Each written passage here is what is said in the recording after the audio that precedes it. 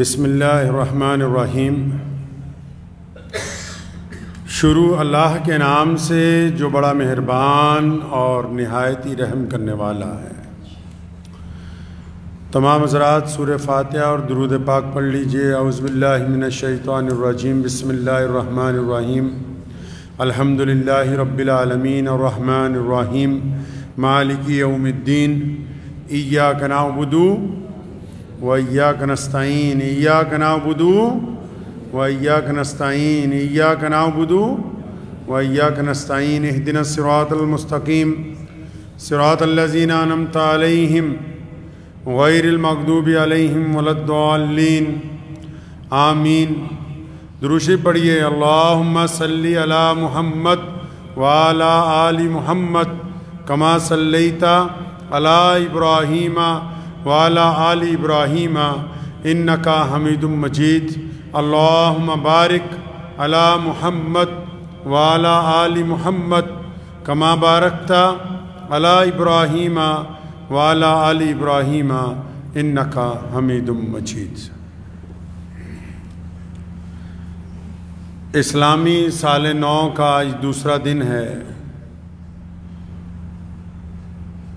محرم کے ساتھ نئی ہجری سال کا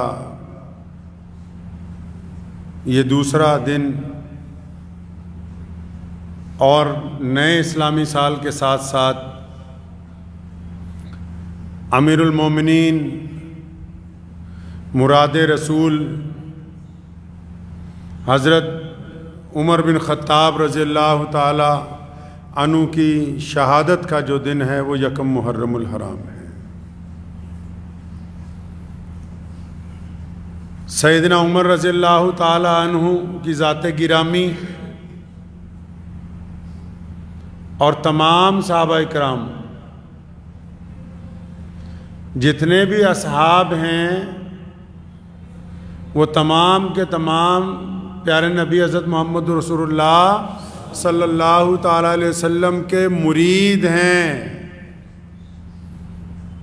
اور حضرت عمر بن خطاب رضی اللہ تعالیٰ عنہ ہمارے پیارے نبی صلی اللہ علیہ وسلم کی مراد ہیں، اللہ سے مانگ کے لیا ہے،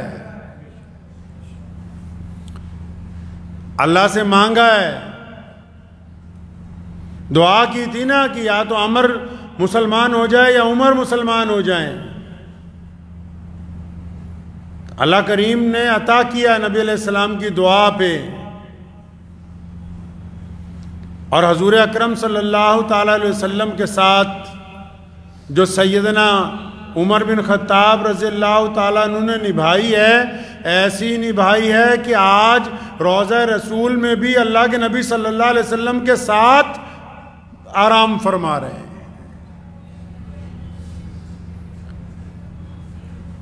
پنجاب میں پچھلے 10 دن سے سیلاب آیا ہوا ہے، الگ الگ دریا ندیاں اپنی حدود سے باہر ہیں، مختلف لوگ اس میں خدمات انجام دے رہے ہیں، نیتوں کا مالک اللہ ہے۔ جب ان حالات میں خدمت کرنے والوں کو دیکھتے ہیں تو سیدنا عمر بن خطاب رضی اللہ تعالیٰ عنہ کا جو انداز خدمت ہے، ان کا جو طریقہ ہے خدمت کا، حضرات صحابہ کرام رضی اللہ تعالیٰ اجمعین نے نبی علیہ السلام سے جو سیکھا ہے خدمت کی لائن کے اندر، اگر اس کو دیکھتے ہیں تو ایک رہنمائی ملتی ہے، راستہ ملتا ہے، اللہ کی مدد آتی ہے، دلوں کو سکون پہنچتا ہے۔ سیدنا عمر بن خطاب رضی اللہ تعالیٰ عنہ جب خلیفہ بنے، اللہ نے اتنی عزت عطا فرمائی، اتنی عزت عطا فرمائی کہ ایک وقت میں 22 لاکھ مربع کلومیٹر، 22 لاکھ مربع میل پر حضرت عمر بن خطاب رضی اللہ تعالیٰ عنہ کی حکمرانی تھی۔ یہ آج کل کے جتنے ملک ہیں، سعودی عرب سے آگے جائیے، یمن میں کون خلیفہ ہے؟ حضرت عمر رضی اللہ تعالیٰ عنہ۔ دبئی میں کون خلیفہ ہے؟ عمر رضی اللہ تعالیٰ عنہ۔ متحدہ عرب امارات کس کے نیچے؟ عمر رضی اللہ تعالیٰ عنہ. کویت کا علاقہ کس کے پاس؟ عمر رضی اللہ تعالیٰ. عراق کس کے پاس؟ عمر رضی اللہ تعالیٰ. ایران کس کے پاس؟ عمر رضی اللہ تعالیٰ. افریقہ کس کے پاس؟ عمر رضی اللہ تعالیٰ. مصر کس کے پاس؟ عمر رضی اللہ تعالیٰ عنہ. سوڈان کس کے پاس؟ عمر رضی اللہ تعالیٰ عنہ. اللہ تعالیٰ نے اتنی بڑی حکومت عطا فرمائی کہ 22 لاکھ مربع میل تک پھیلی ہوئی سلطنت کا ایک ہی حکمران. اور حالت یہ ہے کہ رات کو جب رات ہو جاتی ہے لوگ سو جاتے ہیں اور اللہ والے جب اللہ کی حضور کھڑے ہو کر تہجدیں پڑھتے ہیں تو عمر فاروق رضی اللہ تعالیٰ عنہ اس وقت رات کو اپنے گھر سے نکلتے ہیں، مدینے کا چکر لگاتے ہیں اور مدینے کے اطراف کا چکر لگاتے ہیں کہ کوئی ایسا تو نہیں جس کو میری ضرورت ہو. آج تو اگر کوئی چھوٹے سے علاقے میں حکمران ہو جائے، اگر کوئی چند گلیوں میں محلوں پہ حکمران ہو جائے، اگر کوئی کسی مدرسے یا مسجد کا ہی حکمران ہو جائے تو اس سے تو ملنا بڑا مشکل کام ہے بھائی. اگر کسی کو دین کا غرور آ جائے تو ان کے ہاتھ تک تو ہاتھ پہنچانا مشکل ہے. یہ سیدنا عمر رضی اللہ تعالیٰ عنہ کی خوبی ہے. دیکھو حکومت کیسے کی اور کیا انداز سکھایا. جو لوگ جمہوریت کا ڈنڈورا پیٹتے ہیں اور وہ لوگ بھی جو اپنے آپ کو نام نہاد اسلام کے ٹھیکیدار سمجھتے ہیں، جن کو ذرا سی گفتگو سے تکلیف پہنچتی ہے، آؤ سیدنا عمر رضی اللہ تعالیٰ عنہ خلیفہ بنے. ممبر پر رسول کریم صلی اللہ علیہ وسلم کے ممبر پر کھڑے ہوئے اور ممبر رسول پر کھڑے ہو کے کہا کہ اے مسلمانوں، اے صحابہ، اگر میں کبھی غلط چلا، اگر مجھ سے کوئی غلط فیصلہ ہوا تو تم کیا کرو گے؟ تو ایک بدو اٹھتا ہے، ایک دیہاتی اٹھتا ہے، ایک پھٹے حال مسلمان اٹھتا ہے، کہنے لگا عمر خبردار، اگر تو اللہ اور اس کے رسول کے خلاف چلنے کی کوشش کرے گا تو یہ شمشیر تیرے اور ہمارے درمیان فیصلہ کرے گی. عمر رضی اللہ تعالیٰ عنہ خوش ہو گئے. فرمایا بس ایسے ہی لوگ چاہیے تھے. آج کیسے چاہیے؟ آج چمچے چاہیے، مرید چاہیے، چاپلوس چاہیے، تلوے چاٹنے والوں کی ضرورت ہے آج، جو آنکھیں بند کر کے کہتے رہیں کہ اگر یہ کفر کہہ رہے ہیں تو ہم کفر پہ لبیک کہہ دیں، اور اگر یہ حق کہہ رہے ہیں تو حق پہ لبیک کہہ دیں، اگر یہ گہرائی میں گرا دیں تو بس وہیں جا کر تلوے چاٹنے لگ پڑیں. آج وہ لوگ موجود نہیں ہیں آپ کے پاس، آپ کے دوستوں میں، معاشرے میں، جماعتوں میں، جو کم از کم اپنے امیر کو اتنا کہہ سکیں کہ حضرت جی یہاں آپ غلط چل رہے ہو، اللہ اور اس کے رسول کے معاملے کی یہ بات خلاف ہے. وہ بات ہی نہیں ہے، وہ انداز ہی نہیں ہے.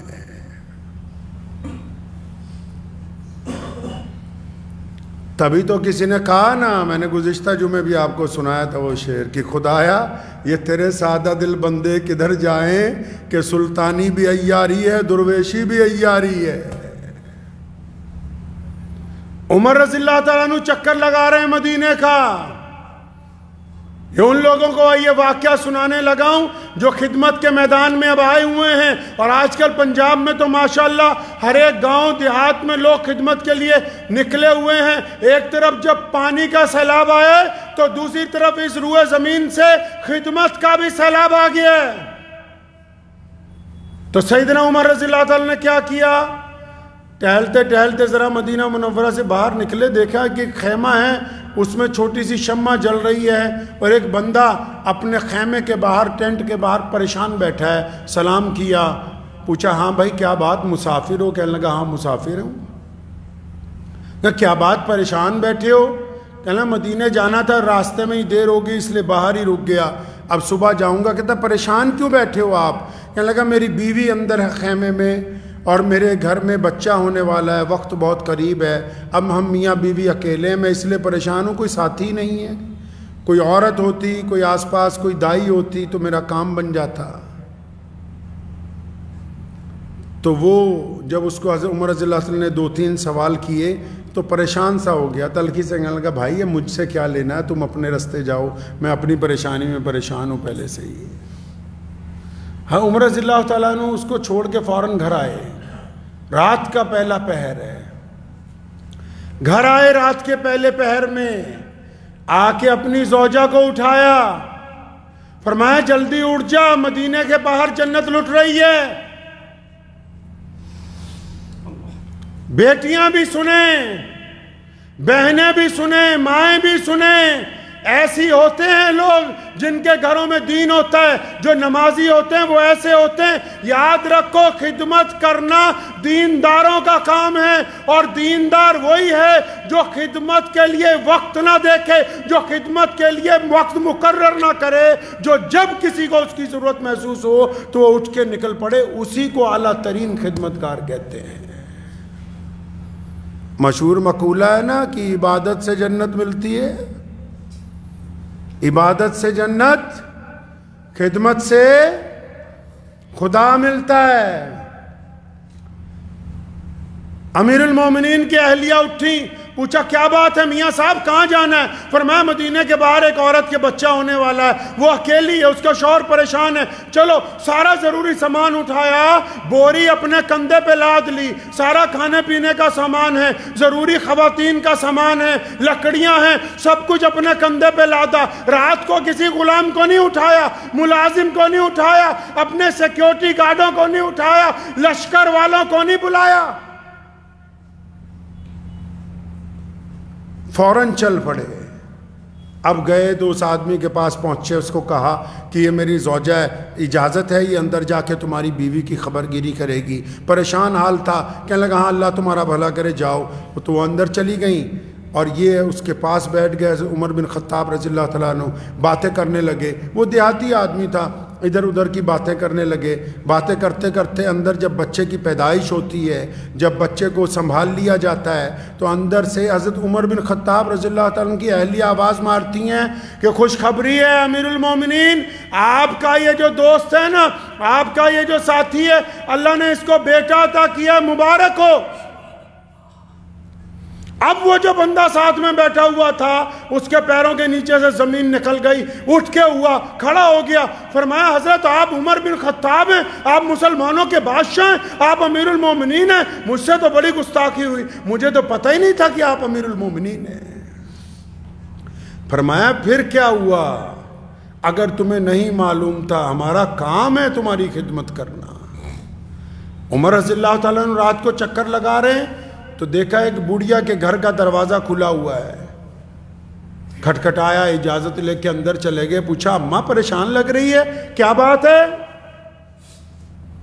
کیا بات ہے پریشان لگ رہی ہو؟ کہنے لگی بس کیا بتاؤں، گھر میں کوئی جوان نہیں رہا، سب لوگ جنگ میں کام آ گئے تھے، اکیلی ہوں، اناج نہیں ہے گھر میں، آج 2-3 دن ہو گئے۔ فرمایا وہ امیر المومنین کو اطلاع پہنچاتی، فرمان کہنے لگی کیا اسے خود نہیں پتا میں پریشان ہوں؟ اس بڑھیا نے عمر رضی اللہ تعالیٰ عنہ کو دیکھا نہیں تھا،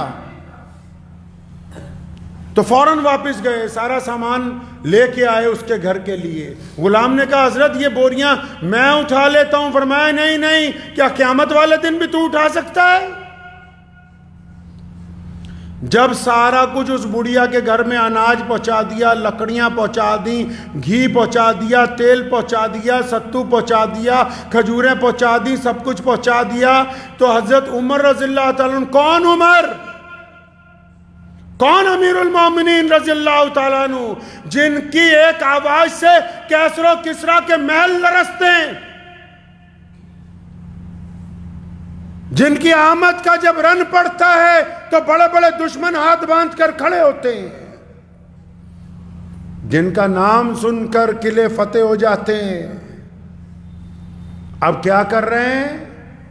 لکڑیاں چولہے میں لگا کے ان کو آگ لگا کے پھونکے مار رہے ہیں، اور وہ لکڑیاں تھوڑی سیلی ہونے کی وجہ سے دھواں چھوڑ رہی ہے، آپ کی آنکھوں میں بھی پانی نکل رہا ہے، دھوئیں کی وجہ سے تکلیف ہو رہی، لیکن پورا زور لگا رہے بھی یہ چولہا جل جائے، آٹا گوندھ دیا ہے تاکہ اس اماں کو کچھ روٹیاں بنا کے دوں۔ کون عمر رضی اللہ تعالیٰ عنہ کے قلم سے روزانہ لکھا جاتا کہ آج فلاں کو گورنر بنا دیا، آج فلاں کو اتار دیا، آج فلاں کو فلاں علاقے کا حکمران بنا دیا۔ اب ادھر مسجد نبوی میں ضرورت پڑی، باہر کے ملکوں کے امبیسڈر سفیر آئے ہوئے بیٹھے کہ مسلمانوں کے بادشاہ سے ملنا ہے، امیر المومنین سے ملنا ہے۔ حضرت عثمان رضی اللہ تعالیٰ عنہ اور حضرت عبد الرحمن بن عوف ڈھونڈ رہے ہیں بھئی کہاں ہے امیر المومنین، یہ بہت ضروری کام ہے، یہ دستخط ہونے ابھی ضروری ہے، یہ حکم نامہ جانا ہے، امیر المومنین کہاں ہے؟ تو کسی نے بتایا کہ فلاں محلے میں فلاں جو بوڑھیا ہے نا اس کے گھر میں آٹا گوندھ رہے تھے، اور آخری بار جب میں نکلا تو چولہا جلانے کی کوشش ہو رہی تھی۔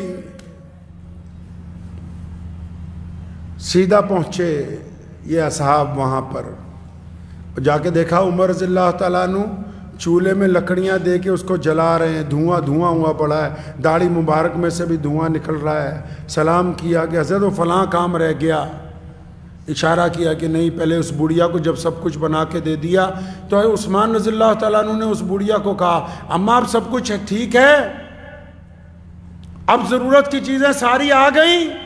ہاں اماں آ گئیں۔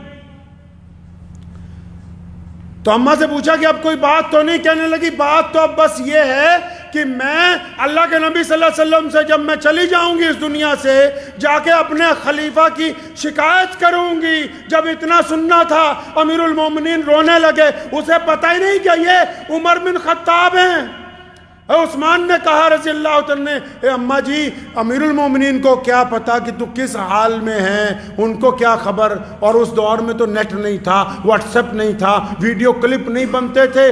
سنو اس بوڑھیا نے کیا کہا، اسلام کا شعار سنو مسلمانوں، اپنی تاریخ میں یہ دیکھو کہ اس کس انداز سے خدمت انجام دی جاتی ہے، حکمران کیسے ہوتے ہیں، معاملات کیسے طے کیے جاتے ہیں۔ اس بوڑھی عورت نے اسلام کا فلسفہ بیان کیا، کہنے لگی اچھا اگر امیر المومنین کو یہی نہیں پتا کہ ایک بوڑھیا کس حال میں ہے، پھر حکومت کیوں کرتے ہیں؟ حکومت چھوڑ دینی چاہیے۔ آج کوئی کہہ دے گا کسی حکمران کو اتنی سی بات؟ آج ذرا کسی ملازم کو ہی کہہ کے دیکھ لو، کسی عام ملازم کو کہہ لو گے، وہ کہے گا قیامت تو جب آئے گی پہلے ابھی تیرے 4 ڈنڈے لگا کے بتاتا ہوں۔ یہ اللہ تبارک و تعالیٰ کی اطاعت کی بات ہے، محمد رسول اللہ سے محبتوں کی بات ہے کہ سیدنا عمر رضی اللہ تعالیٰ جب اسے پتہ لگا کہ یہی ہیں، اس بڑھیا کے مزاج کو نرم کیا گیا۔ حضرت عمر رضی اللہ تعالیٰ نے اس سے لکھوایا کہ میں نے عمر بن خطاب کو اللہ کے لیے معاف کر دیا ہے۔ یہ واقعات تب یاد آئے ہمیں، ہم جب نکلتے ہیں لوگوں کی خدمت کے لیے۔ بعض حضرات کچھ سختی والے بھی مل جاتے ہیں، بعض لوگ ہوتے ہیں جو نخرہ کرتے ہیں کہ یہ سامان نہیں چاہیے، وہ سامان چاہیے۔ تو اپنے ساتھیوں کو بار بار اس بات کی تلقین کی جاتی ہے کہ اللہ نے اگر ہمیں بانٹنے والوں میں رکھا ہے، اللہ تعالیٰ نے اگر ہمیں اس طرح کر دیا کہ ہم دوسروں تک کچھ مدد پہنچا سکتے ہیں، تو پھر دوسروں کے نخرے بھی اٹھا لیں۔ یہ بھی محمد رسول اللہ صلی اللہ علیہ وسلم کی سنت ہے۔ لینے والوں کے نخرے اٹھانا بھی رسول اللہ صلی اللہ علیہ وسلم کی سنت ہے۔ اگر وہ سامنے والا کی چون چرا کر دے تو کوئی بات نہیں، دینے والے کو یہ سمجھ لینا چاہیے کہ ہم میں کوئی کمال نہیں ہے، اللہ نے ہمیں توفیق دی ہے، اللہ نے ہمیں اسباب دیے ہیں تب ہم دے رہے ہیں۔ اللہ نے اگر ہمیں یہ توفیق نہ دی ہوتی، اسباب نہ دیے ہوتے اور ہم بھی لینے والوں کی لائن میں کھڑے ہوتے تو کیا ہو سکتا تھا؟ ہم خدا کا کیا بگاڑ سکتے تھے؟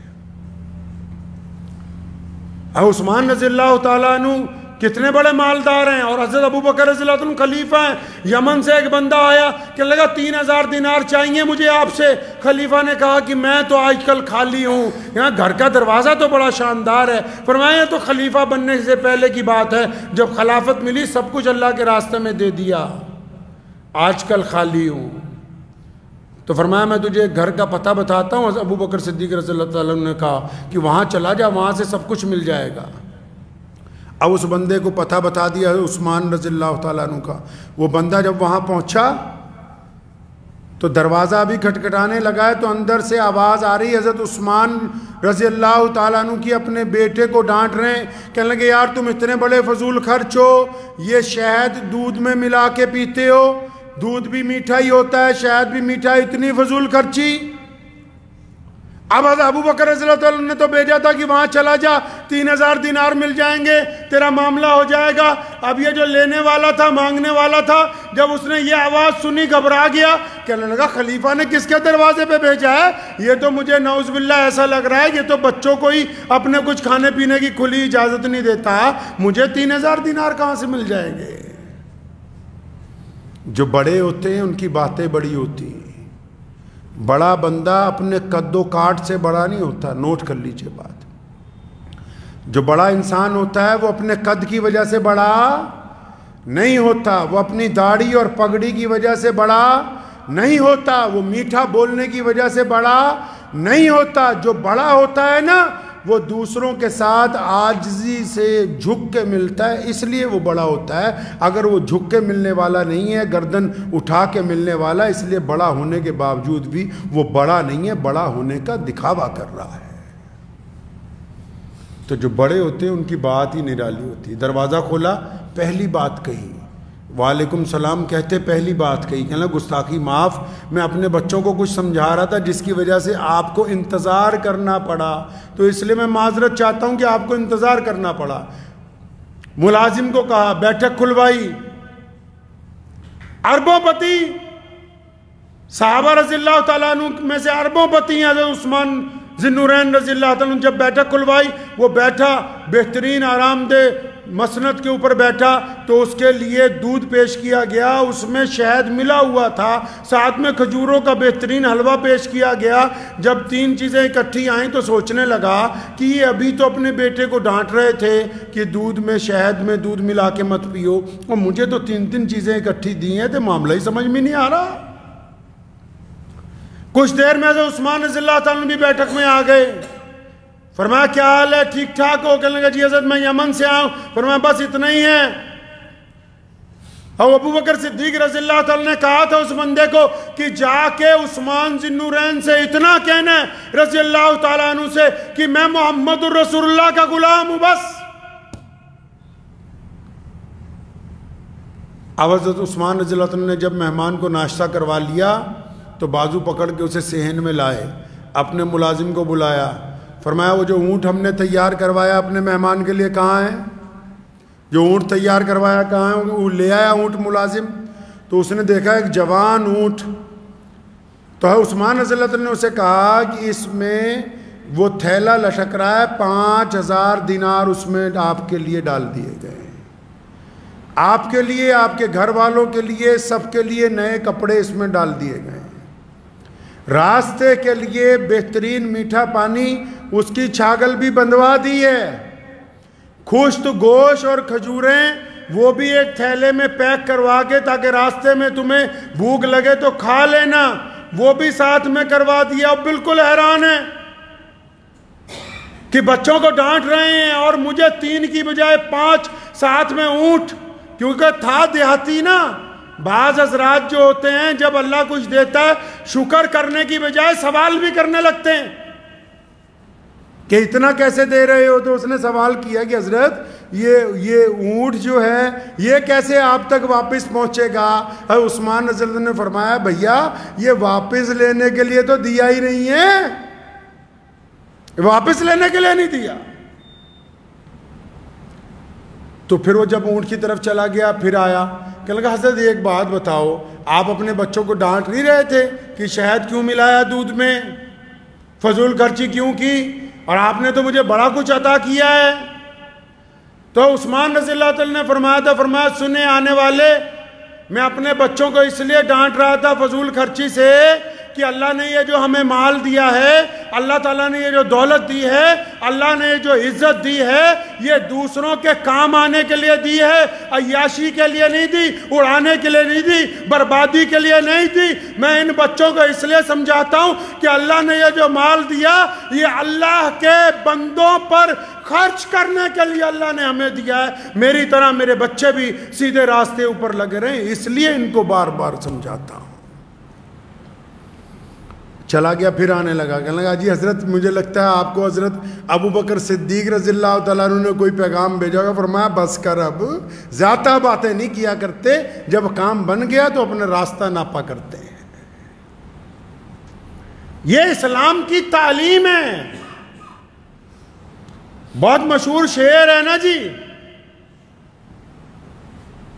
سکھیاں کول مال نہیں ہوندے۔ بہت مشہور ایک شعر ہے، پنجابی دا کلام ہے کہ مالاں والے سکھی نہیں ہوندے، مالاں والے سکھی نہیں ہوندے، سکھیاں کول مال نہیں ہوندے۔ جو بہت زیادہ کھربوں پتی ہو جاتے ہیں نا، سخاوت کرتے ہوئے ڈر لگتا ہے، قرآن نے بھی کہا نا بار بار گنتا ہے پھر رکھتا ہے کہ کم نہ ہو جائیں۔ اسی چکر میں ہے کہ یہ جو رینکنگ بنی ہوئی ہے ورلڈ رینکنگ، اس میں میں سب سے امیر رہوں۔ تو بلے شاہ نے کہا نا سکھیاں کول مالاں والے سکھی نہیں ہوندے، سکھیاں کول مال نہیں ہوندے، تے ایتھے اوتھے دونوں جہاں سکھی کدی کنگال نہیں ہوندے۔ اللہ نے جنہاں نو ونڈن دی توفیق دیتی ہے نا، وہ کنگال نہیں ہو سکتے۔ جیڑے تقسیم کر کے کھانا کھان دا ہمت رکھ دے، اللہ تعالیٰ انہاں نو برکت عطا کردا ہے۔ اور تسی اے نہ سمجھو کہ جب تسی کسی دی مدد کر رہے ہو، کسی تک کچھ پہنچا رہے ہو، تے پھر صرف پہنچا ہی رہے ہو یا سامنے والا تانوں دیکھ کے خوش ہو رہا ہے۔ نہیں، جد کوئی سمرتھ آدمی، جد کوئی طاقتور آدمی، یا جد کوئی ایسا بندہ جہدے کول آپ بھی مال کٹ ہے، وہ دے باوجود اپنے مال جو غریباں نو دے رہا ہے، ضرورت منداں نو دے رہا ہے، اپنے ساتھیاں نو دے رہا ہے، پڑوسیاں نو دے رہا ہے، تے پھر کلی عزت نہیں باتی۔ اللہ تعالیٰ دی برکت نہ بیماریاں تو نجات، اللہ تعالیٰ دی برکت نال اولاد نو ترقی، اللہ تعالیٰ دی برکت نال معاشرے نو ترقی، اللہ تعالیٰ دی برکت نال کاروبار چ عزتاں عطا فرماندا ہے۔ اے نہیں کہ کلا کسی نو کچھ دے دیتا، دے کے صرف سامنے آ گئے، نہیں، جنہاں دی نیت چنگی ہے انہاں لئی پھر آن والا ٹائم اج دے وقت نالوں بھی زیادہ چنگا ہوئے گا۔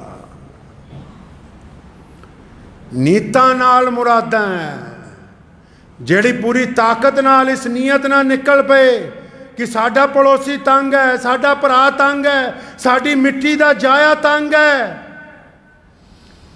ساڈے شہر دا بندہ تنگ ہے، ساڈے صوبے دا بندہ تنگ ہے۔ اگر کنا ورجی بڑا سیلاب آ جائے، اگر انساناں چ محبت قائم ہے، دنیا چ قدرتی آفتاں جنیاں مرضی وڈیاں آ جان، اگر انساناں چ محبت قائم ہے تے سیلاب دا منہ موڑیا جا سکتا ہے، طوفاناں دا رخ تبدیل کیتا جا سکتا ہے۔ اگر تہاڈی نیت ٹھیک ہے تے پھر دنیا دی کوئی طاقت تھانوں تھلے نہیں سٹ سکتی۔ جد تک موڈے نال موڈا جڑیا ہے تسی عزت دے نال کھڑے رہو گے، دنیا تھانوں تھلے نہیں سٹ سکتی ہے۔ اور ویسے ایداں دے نظارے اگر دیکھنے ہون تے آج کل پنجاب دے انہاں پنڈاں چ دیکھ سکتے ہو جتھے پانی آیا ہوا ہے، دیکھ سکتے ہو اتھے سارے دھرماں دے مذہباں دے لوکاں نو ایک دوسرے نال موڈا لا کے کام کردے ہوئے۔ اور اس گل دی بڑی خوشی ہے کہ پنجاب دے مسلماناں نے بھی اپنا وہ کردار ادا کیتا جو پیارے نبی حضرت محمد رسول اللہ صلی اللہ تعالی وسلم نے سانو عطا کیتا ہے۔ اور ہجے بھی جڑے گھروں نہیں نکلے، مال دبی بیٹھے نے، یاد رکھو جدوں جان نکلنی ہے مال ایتھے ہی رہ جانا ہے، ایتھے ہی رہ جانا ہے، نال چنگے کم جانے۔ بس میرے دادا حضرت مولانا مفتی محمد احمد لدھیانوی رحمۃ اللہ علیہ نو میں بچپن تو دیکھا، اور اپنے والد شاہی امام مولانا حبیب الرحمن لدھیانوی رحمۃ اللہ علیہ نو بھی اکثر کی ہوندا سی، کئی لوگ کی بار بار آندے سیگے، تو میں اپنے والد صاحب نو کیا جی بندہ بار بار آندا ہے، روزانہ ہی آ جاندا ہے، اپا روز انہوں کچھ نہ کچھ دے کے بھیج دیں۔ ایک کوئی گل سمجھائی، پلے بن لئی، تسی بھی بن لو۔ فرمان لگے پترا اے رب دا شکر نہیں کہ اللہ تعالیٰ نے دین آلیاں چ رکھیا، لین آلیاں چ نہیں رکھیا۔ ہاں بھئی بندیو، خدا دا شکر نہیں کہ اللہ نے کچھ رکھیا تانوں۔ جننے بھی لوگ دین آلے نے، چاہے کسی مذہب نہ تعلق رکھ دے، یاد رکھو اللہ تعالیٰ دی جڑی ذات ہے، رب دی جڑی ذات ہے، اگر کوئی بندہ رب دے بندے نال پیار کرتا ہے، اگر کوئی بندہ رب دی مخلوق نال پیار کرتا ہے، اگر کوئی بندہ کسی رب دے گرے ہوئے بندے نو چکدا ہے، اگر کوئی بندہ کسی رب دے بھکھے بندے نو کھانا کھلاندا ہے، تے اللہ دا وعدہ ہے کہ او دے لئی عزتاں دتیاں جان گیاں، اونوں برکتاں دتیاں جان گیاں۔ اے وعدہ نہیں ہے کئی چنگے چنگے نمازی کنجوسی دی وجہ نال جہنم چ چلے جانے نے، تے کئی چھوٹے چھوٹے عملاں والے غریب لوگ جڑے نماز بھی کدی مس کر جاندے سی، وہ صرف اپنی سخاوت دی وجہ نال جنت دے وچ چلے جان گے۔ تو آج 2 محرم کے موقع پہ سیدنا عمر رضی اللہ تعالیٰ عنہ کی سیرت اگر بیان کی جائے وہ تو بہت طویل ہے، لیکن جو ان کی خدمات ہیں نا، اس میں جہاں ان کا جاہ و جلال ہے، جہاں عدل ہے، جہاں انصاف ہے، اس کے ساتھ ساتھ جو خدمت کا جذبہ ہے، جو غریبوں کے ساتھ عاجزی ہے، انکساری ہے، جو محبتیں ہیں، جو پیار ہے، جو خلوص ہے، اس کو بھی ہم نے اپنے ساتھ ساتھ اپنانا ہے انشاءاللہ تعالی۔ اور دیکھیں اسلام نے کتنی خوبصورتی کے ساتھ ہمیں یہ نیا سال عطا کیا ہے۔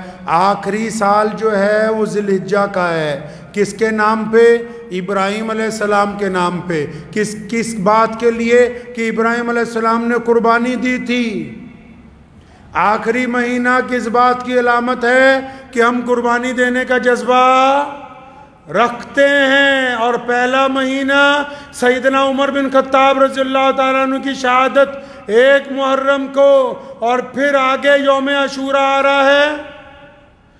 امیر المومنین خلیفۃ المسلمین حضرت مولا علی کرم اللہ وجہہ کے لخت جگر، مسلمانوں کے رہنما، قیامت تک حق اور انصاف کے علم بردار، پیارے نبی صلی اللہ علیہ وسلم کے لخت جگر، سیدنا فاطمۃ الزہرا کی آنکھوں کا نور، سیدنا امام حسین رضی اللہ تعالیٰ عنہ کی شہادت کا دن آ رہا ہے۔ یعنی ہمارا آخری مہینہ بھی اسلامی سال کا ہمیں قربانی کا درس دیتا ہے، اور پہلا مہینہ بھی اسلامی سال کا ہمیں قربانی کا درس دیتا ہے۔ اس لیے اپنے اندر جذبہ پیدا کیجئے، اور قربانی جب وقت آتی ہے میدان میں دی جاتی ہے، لیکن اس کے ساتھ ساتھ قربانی مال کی دی جاتی ہے، اس کے ساتھ ساتھ قربانی بعض اوقات غصے کی دی جا سکتی ہے، اس کے ساتھ ساتھ قربانی بعض اوقات دوسروں کو راضی کرنے کے لیے، اپنے عزیز و اقارب کو راضی کرنے کے لیے اپنی جھوٹی انا کی دی جاتی ہے، قربانی اپنے تکبر کی بھی دی جاتی ہے،